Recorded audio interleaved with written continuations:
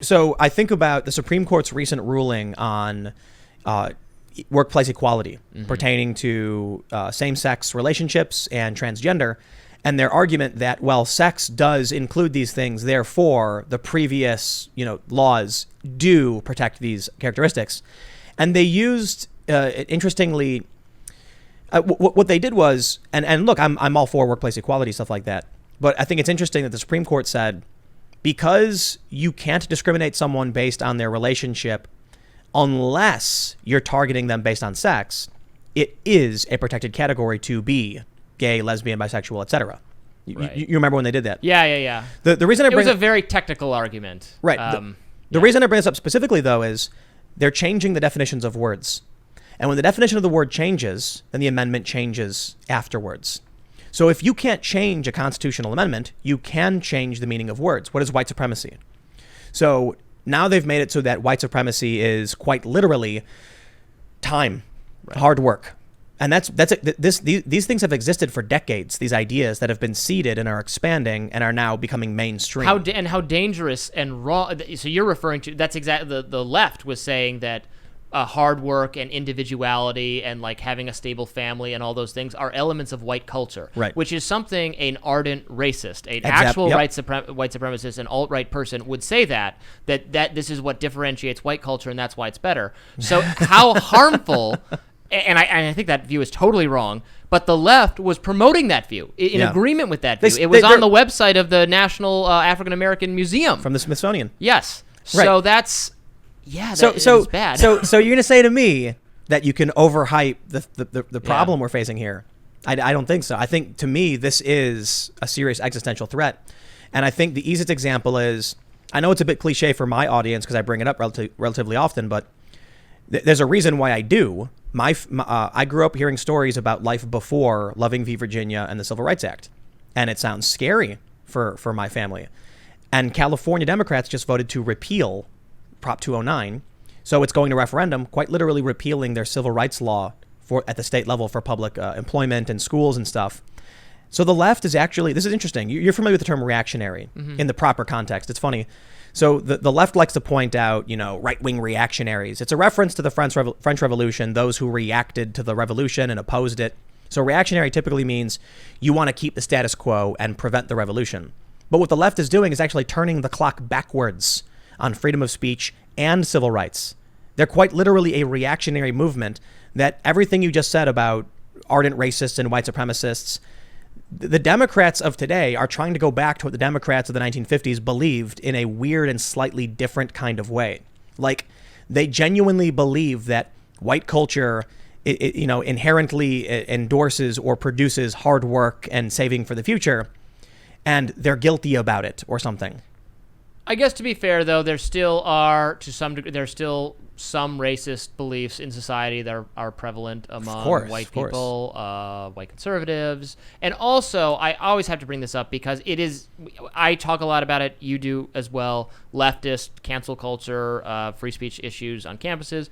There are also tons and tons and tons of cases of conservatives flipping out about leftist professor says something like, America is bad, or like, I don't support the flag or something. Right. And what happens every time, not everyone, I don't do this, maybe you don't do this, when we're not conservatives, but the freak out among a certain kind of Turning Point USA crowd who in every other context says cancel culture is bad, like, we need to fire that, we need to hold this person accountable. Like, it's so lame, it's so pathetic, and so many conservatives do this. I'm reminded of when, and I hate it. I'm reminded of when Trump said jail time for burning the flag. Right. An issue that has been litigated it could not be clearer. The Supreme Court has said you can burn the flag. Right. It's an open and shut First Amendment case, and it really does. It's annoying it's annoying and wrong that President Trump would say otherwise, and that the conservative people would freak out about that. So I think I wouldn't burn the flag.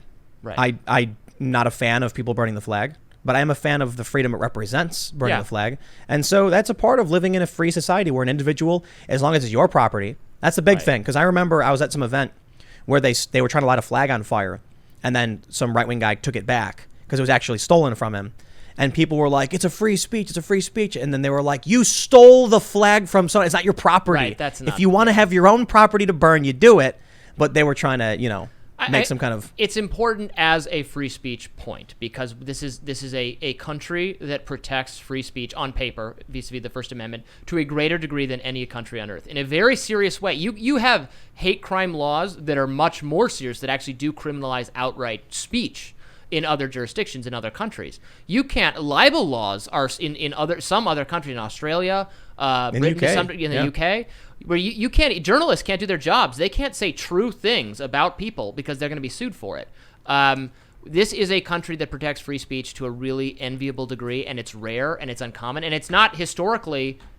Like free speech is new. I mean, even in America, for World War I, people who are protesting World War I or handing out leaflets, they got thrown in jail, and the Supreme Court said that was fine. Yep. Now they've backed off that, and we have currently the most wildly pro-free speech Supreme Court that has ever existed. We have the most pro-free speech authority of like legal authority that has ever existed on Earth, and that's a very good thing. You know, we used to have an Office of Censorship. Right. And their slogan was "Silence accelerates victory." Right. That was World War II. Right. So what a lot of people don't realize is that our current understanding of free speech is really new. This is a country that has a First Amendment. This is what's really amazing about the First Amendment is that it meant almost nothing a long time ago. It actually took the rulings of the Supreme Court, better understandings of freedom and liberty to bring us to this point. This is what's really funny. When they criticize free speech warriors, the left, they're like, oh, the free speech warriors, the far right reactionary, blah, blah, blah. Like when you talk about the inception of this country, the Bill of Rights came it was like a decade or so after the country was formed. And even then, they weren't really properly enforced in that sense. The Alien Sedition Acts were terrible on free speech grounds. Well, so I'm not super familiar, but the point I was going for is we had obscenity laws. Yes. We had moral authoritarianism. It was a very religious culture. And we move forward through the years. We eventually come across people like, Frederick Douglass and anti-slavery stuff, where they really challenged the idea of what it means to be free and what our Constitution really means. And even then, we still did not have outright free speech the way we know it today. Yes. That's what I remember, like looking at like the I think it was the 70s, or was it when were they doing the big free speech stuff on Berkeley? Either the 60s, 1963. 60s. Yeah. So my understanding, I was reading about this. I talk about it a lot in the book. Just yeah. So do you know when the Supreme Court officially gave us our most current iteration of free speech?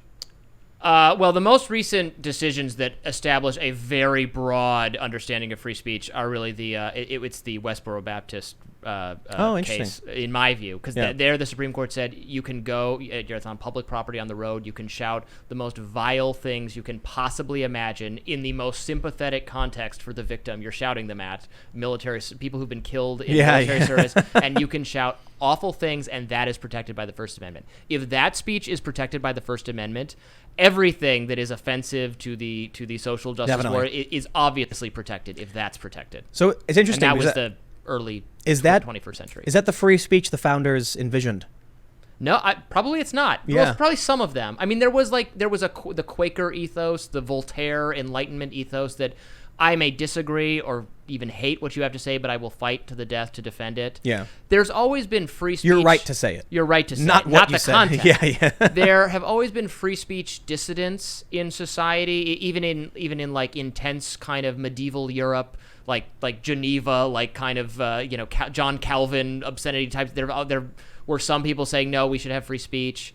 But for most of human history, for most people, it wasn't even just if you offend the religious authorities of the king. If you badmouth your neighbors, they would come kill you. I mean, there was in Iceland, right? There's a court to adjudicate disputes between rival clans that are insulting other people. Yeah, I think that's the basis of there. It was kind of anarchist and cool. We won't get into it. But, anarchist and cool, you say? Great. But you would fight. You would fight duel. You would challenge people to duels. Even up through the early part of the 1800s in America, you would challenge people to duels if their speech offended you. So there was no understanding of free speech. It was a small number of people who really held to that, and we managed to make that the law of the land for our country somehow, and it's great. Could we? So what you're saying is we could resolve a lot of our problems if we brought back dueling. That would get. I don't think I said that. I'm kidding. I'm kidding. There. Can we have Smash Brothers tournaments or something instead? Right. Well, I guess the issue with dueling was that you quite literally silenced the person forever, and they would never then speak ill of you again. In Steven Pinker's book about the decline of violence, he argues that dueling stopped basically because the younger generation thought it was really dumb, and they were like, "Why are you killing people over this?" So it like became uncool. That's great. You know, you mentioned that we have a very, very free speech country, and we're talking a bit about how maybe it's not what the founding fathers envisioned, but there are a lot of problems that come with it. Fake news. Mm-hmm. I mean, and that's one of the first things we talked about in this, in this live stream, the Covington stuff. Yeah. So we do have libel laws, but the Covington kids, notably Nick Sandmann, who's suing these news outlets, he's won technically, I think. Because it's a settlement. Exactly. So it's they weren't court victories, but I think it's fair to say that is, in a sense, a victory because often the goal is to force a settlement. Yeah. They sued for what, $250 million? Yeah. Because they're not going to get that. But nowhere close. Right. So I don't. They got something. They got something, and I'm sure it was pretty good. I think the people who are pointing out that it was nuisance payout. So basically, that means it's cheaper for CNN or the Washington Post. I think that's who paid out, right? Yeah. It's cheaper for them to just pay them to go away than to deal with the court case. But I'd imagine they got a little bit more than that because I think they risked going to discovery. The judge had ruled that some of them were good, and that meant that if it moved forward, then likely Nick Sandmann's lawyer would sue and get access to their communications. Right. The judge changed his mind I can't remember. It was whichever case was first, and I can't remember if it was CNN or Washington Post. I think it was Washington Post. I just can't remember. But he had a ruling basically saying that it's a complicated case because you have to establish because really the libelous party to some degree is the Native American man is who said exactly. I was predator and prey, but you don't go after him. He doesn't have any money. He doesn't have two nickels to rub together. So CNN and Washington, the mainstream outlets that first reported on it, they're relying on which is essentially a false witness, someone who gave them false information. So to what degree are they responsible? What degree are they liable for reporting on that? For reporting what someone told them they saw? Do you know what I mean? So that was a little bit of my, just even though they jumped the gun on this story, and then you get to, well, why are you even writing this story? This isn't a, this is not no confirmation. This is not a public, and this isn't a public person. Isn't right. a matter of public importance. It's not, and that matters that Nick Sandmann is not a public person because the standard is different whether you're you're a public person or private person. So it raised a lot of interesting questions. So they decided, and then also the things being described, are they just opinion characterizations? Like, is he smirking or smiling? That's not going to be a factual assertion. So the only thing I think the judge decided was maybe a factual assertion was he blocking the path? Right.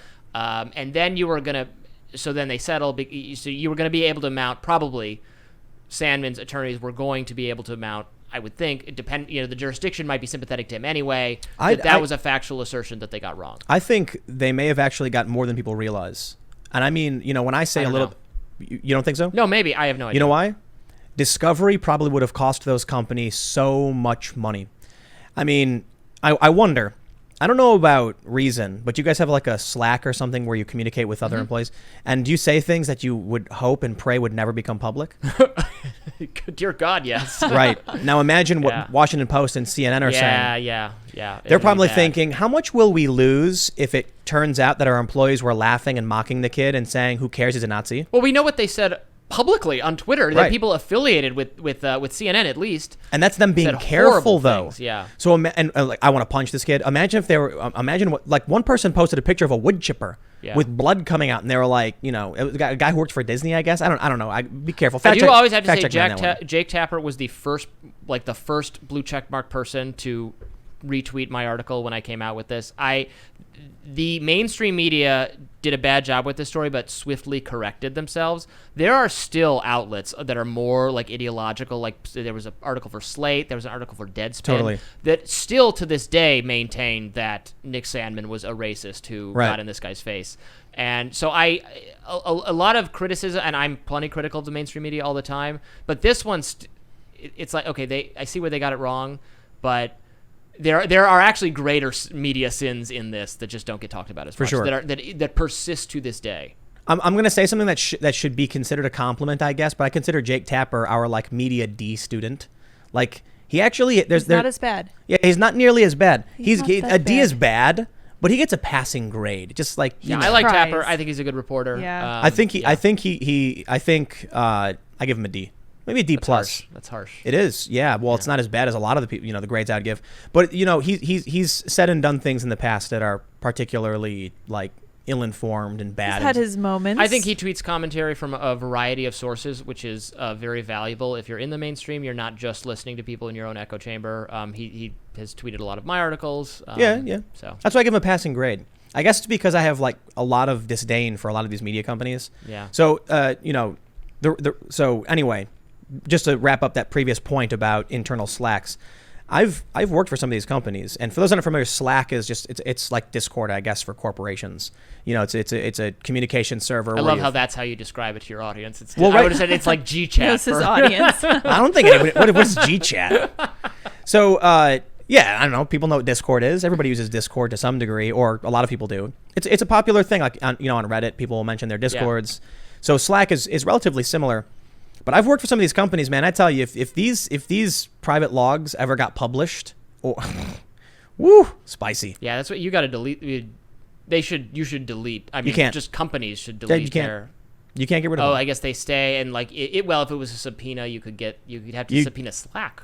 I guess you could. Yep. You get the I'm servers. talking through it right now. Yeah. and even if they've erased them, man, you can recover all that stuff. You can recover it. It just depends on how far you're willing to go. Yeah. Yeah, but so here's why I think Nick Salmon may have got more than people realize. If the judge is saying these are good, we're going to move forward, the next step is discovery.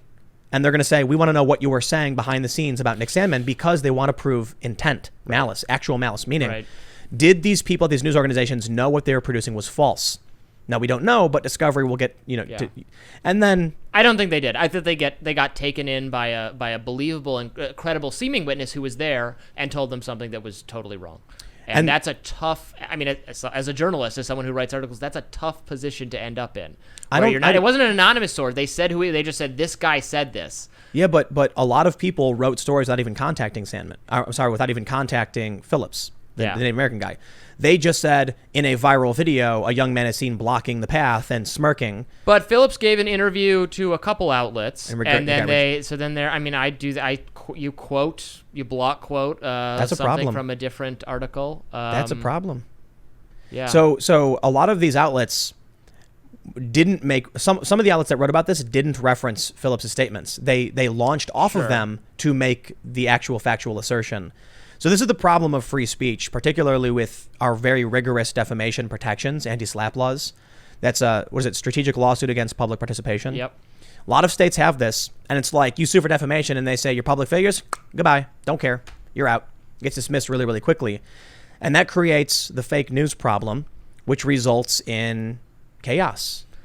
Yeah, I mean, this is a tough line because, like I said, I don't want to draw the defamation standard a lot tighter, because then you can chill important discussions that you can the ability to hold powerful people accountable. I mean, the Harvey Weinstein, that story could not be written in another country. It just couldn't. It would no one would print it. Even here, there was some effort to shut it down, to threaten those kinds of things. Yeah. So now the difference is, so how do but I believe in privacy very strongly. So the question now is, in the social media age, how do we protect, to the extent we even can, privacy for non-public people? I don't care if people, there has to be a high threshold of just allowing you to say wrong, crazy stuff about famous people. For people like Sandman, who's just a regular person, how do you protect those kinds of people's right to have privacy or not be written about or characterized in this way without expanding libel? Is there some other way you can do it? That's the kind of thing I think about a lot these days. Or could there be or like Gawker publishing like actually humiliating video or like sex videos. I mean, they did that not even to Hulk Hogan, but just a random woman who was assaulted while she was drunk in a sports stadium. They did it to a guy who was an executive, I think, at Condé Nast. Oh yeah, that was they outed him. Him. When he or whatever. When he was something outside of marriage. He was being blackmailed. That was terrible, and they participated in this Exactly. It was horrible. They did so many horrible, horrible, horrible things, and actually they did ultimately. They very much deserved what they got. Thanks for checking out this clip from the Timcast IRL podcast. We do the show live Monday through Friday at 8 p.m., so come back to check us out when we go live. Don't forget to subscribe, hit the like button, hit the notification bell, and we are also available on all podcast platforms for free. If you want to listen to us there, Thanks for hanging out, and we will see you all next time.